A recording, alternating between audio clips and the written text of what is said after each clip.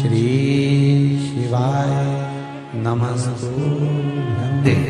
बुधवार की प्रदोष कामना की पूर्ति करते हैं।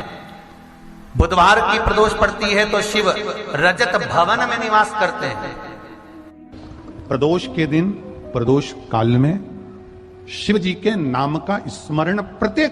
और एक नंदीश्वर शिव महापुराण से एक बात सीख कर जाइएगा। अगर आपको लग रहा है कि दुख समाप्ति नहीं हो रहा है, एक बीमारी से उठे दूसरी बीमारी में लग गए, फिर कोई दुख आ गया, फिर कोई दुख आ गया, फिर कोई तकलीफ आ गई, फिर कोई तकलीफ आ गई, बार बार आपको लग रहा है कि दुख पीछा ही नहीं छोड़ रहा, तो नंदीश्वर शिव महापुराण की कथा आपको कह रही है प्रदोष के दिन प्रदोष काल में 2 जगह दिए लगाना प्रारंभ कर दो। पहला बेलपत्री के वृक्ष के नीचे, पहला दिया प्रदोष काल में प्रदोष के दिन बेलपत्री के वृक्ष के नीचे, और दूसरा दिया अपने दरवाजे की चौखट के बाहर। मतलब अपन बाहर खड़े होंगे, अंदर की ओर दिया नहीं, बाहर की ओर एक दिया बेलपत्र के नीचे।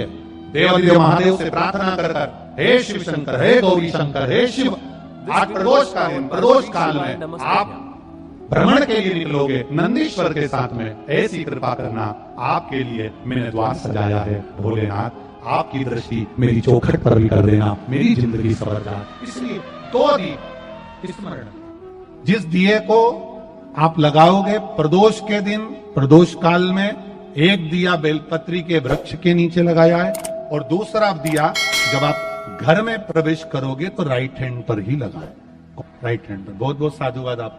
तो 2 जगह दीप, पहला कहां पर लगाएंगे, जम के बोलो जरा, बेलपत्री के वृक्ष के नीचे। अब बेलपत्री के वृक्ष को भी समझना, कौन सा वृक्ष होना चाहिए, जो आप खड़े हो, दोनों हाथ ऊपर हो, उस हाथ तक भी उसकी पत्ती को स्पर्श ना हो पाए, मतलब उसकी छाया हमारे पूरे शरीर पर पड़े, तो बेलपत्री के वृक्ष की मूलता का आनंद है। जो छोटे बेलपत्री के वृक्ष होते हैं, छोटे छोटे जो पौधे होते हैं बेलपत्री के, इनको जल डालकर, खाद डालकर सिंचित करो, बड़ा करो, उनको पोषित कर कर, बड़ा कर कर कहीं अच्छी जगह उनको लगाओ।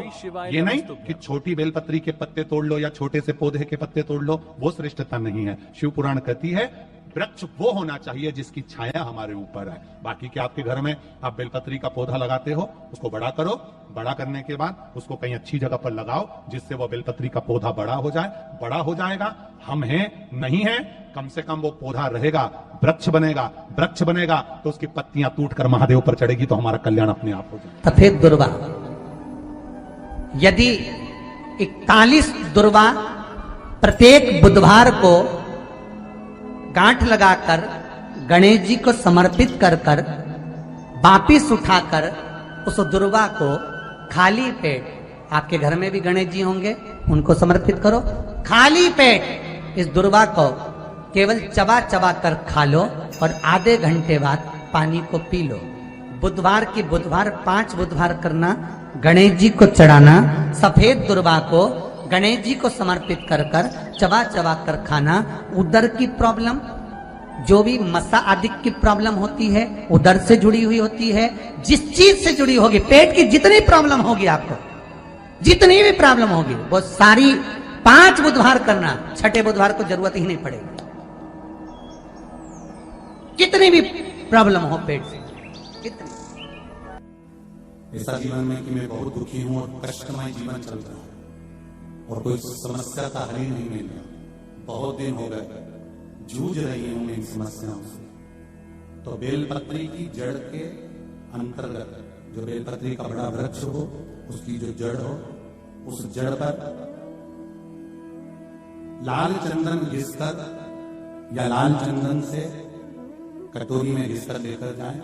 शिव जी पर लाल चंदन से पूजन करने के बाद में उसी चंदन को लेकर आकर बेलपत्री की जड़ के अंतर्गत ओम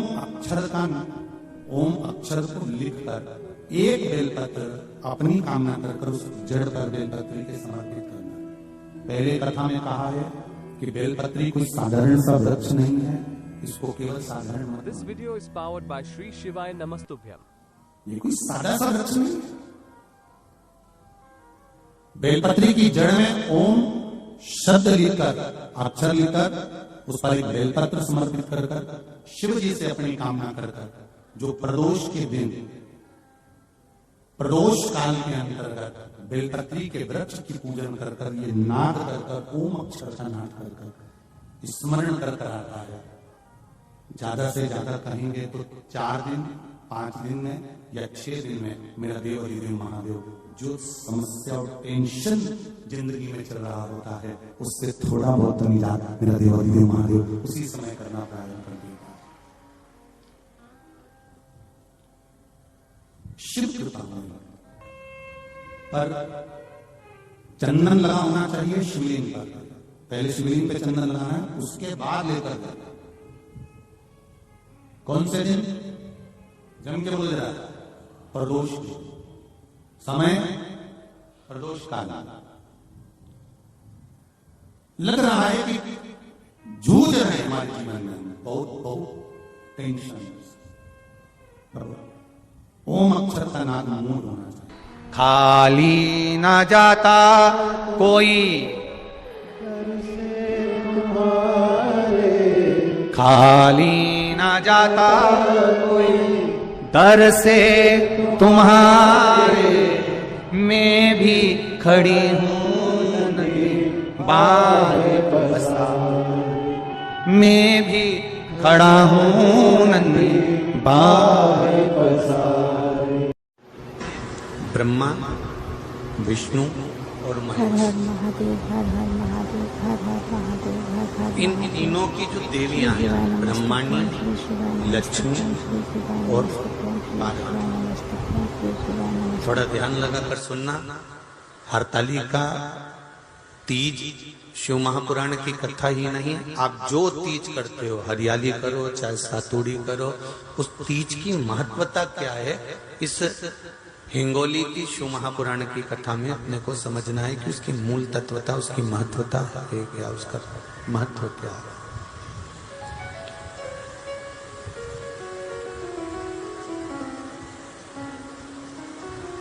भगवान ब्रह्मा, भगवान विष्णु और भगवान शिव,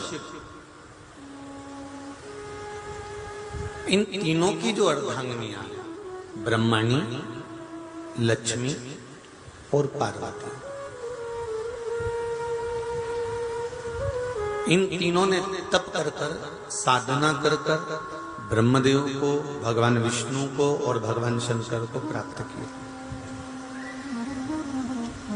और तीनों ने प्राप्त कर तीनों देवताओं से वर मांगा कि वर हमको ऐसा दीजिए कि हमारे तप साधना का फल नारी को तीज के दिन प्राप्त हो जाए। अब देखिए जरा, एक ही व्रत से, एक ही उपवास से उसको संपूर्ण तप साधना का फल प्राप्त हो रहा, संपूर्ण तप साधना का फल उसको मिल रहा है मात्र एक व्रत से। केवल एक व्रत कर रहे हैं और संपूर्ण तप साधना का फल उसको प्राप्त हो रहा है। ऐसा कोई व्रत, ऐसी कोई साधना, ऐसा कोई शंभो शरण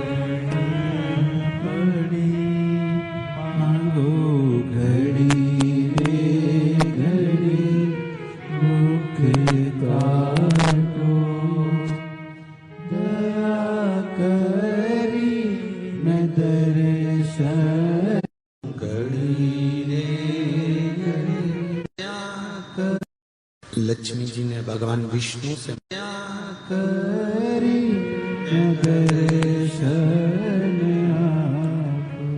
तो ब्रह्माणी ने ब्रह्मदेव से मांगा।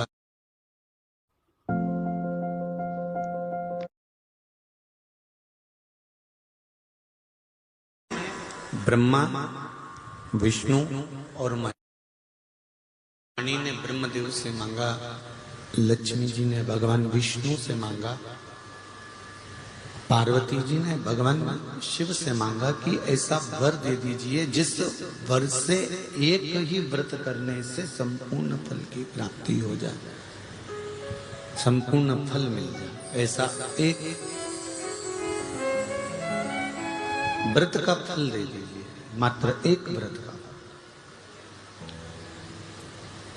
अब देखिए, हरियाली तीज करने वाली माताएं थोड़ा ध्यान से सुनना।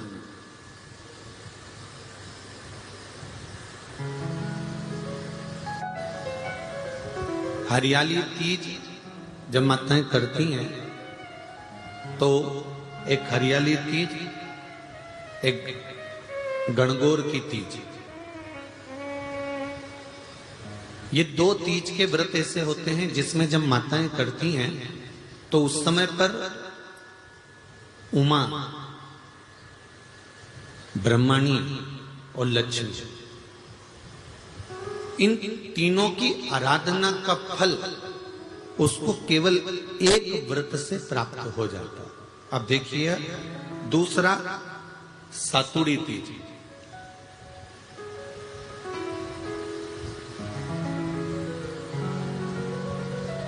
इसमें उमा और महेश्वर, उमा और महेश, ब्रह्मणी और लक्ष्मी, इन चार के व्रत तप का फल एक साथ सातुड़ी तीज के दिन प्राप्त हो जाता है। अब एक आती है हरतालिका तीज। आप लोग करते हो हरतालिका? यहाँ लोग करते कि नहीं करते? करते हैं यहाँ पे हरतालिका? कौन कौन करता है? जरा हाथ उठाओ तो जरा। अरे सभी करते हो, रखो रखो, बहुत बढ़िया, बहुत अच्छी बात। एक आती है हरतालिका तीज। इस तीज का व्रत माता पार्वती बेल वृक्ष के आनंद के साथ में फुलेरा बनाकर करती है, और जिसमें इस हरतालिका में माता पार्वती जी के जितने जन्म पहले हुए हैं, माता पार्वती का जन्म तो 52वें नंबर का, 52 नंबर पे माता पार्वती का जन्म है। इससे पहले तो माता के 51 जन्म पहले हो चुके हैं, 51 जन्म माता पार्वती का पहले हो चुके हैं। तो वो जितने जन्म माता पार्वती पूर्व में ले चुकी हैं, ब्रह्माणी जितनी बार ब्रह्मदेव के साथ में विराजमान हो चुकी हैं, इंद्राणी जितनी बार इंद्र के साथ विराजमान हो चुकी हैं, और लक्ष्मी चाहे वो राधा के रूप में हो, चाहे वो रुक्मणी के रूप में हो, चाहे वो सतभामा के रूप में हो, चाहे वो यमुना के रूप में हो, चाहे वो गंगा के रूप में हो, जितनी बार माता लक्ष्मी ने रूप धारण करे हैं वो सब रूप में, और माता पार्वती अपने सारे रूप में, ब्रह्मणी अपने सारे रूप में, लक्ष्मी अपने सारे रूप में, इस हरतालिका तीज के व्रत को करने के लिए आतुर रहती हैं। और इस व्रत को कर एक दिन में ही संपूर्ण विश्व का जितना तप है, साधना है, उपवास है, सबका फल एक साथ एकत्रित कर लेती हैं केवल एक व्रत में, हरतालिका तीज। अब एक बात ध्यान से सुनिएगा, सारे व्रत, आपका अगर स्वास्थ्य खराब हो गया तो आप व्रत छोड़ सकते हो। जितने भी व्रत आप लोग कर रहे हैं पूर्व के, सोमवार, मंगलवार, एकादशी, छठ, पंचमी, चतुर्थी, अगर आपका स्वास्थ्य खराब है तो आप उस व्रत को छोड़ सकते हो, सारे व्रत को छोड़ सकते हो। पर तीज का जो व्रत होता है, हरतालिका जो व्रत होता है, ये व्रत एक बार लेने के बाद जब प्राण छूटते हैं तभी ये व्रत समाप्त होता है, अन्यथा बीच में ये व्रत समाप्त नहीं।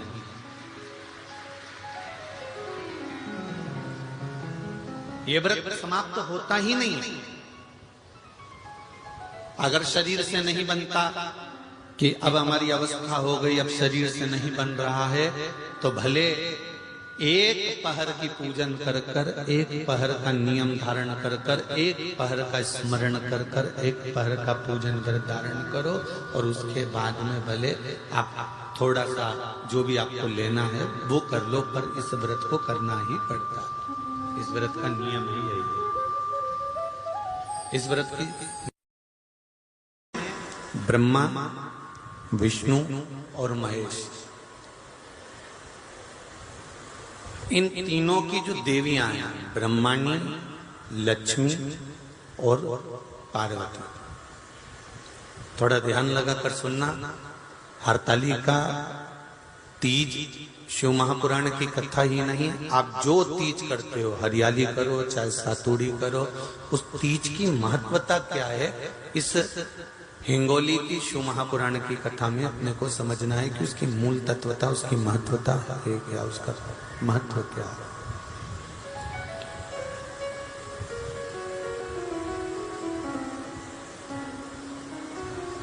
भगवान ब्रह्मा, भगवान विष्णु और भगवान शिव, इन तीनों की जो अर्धांगिनियां, ब्रह्माणी, लक्ष्मी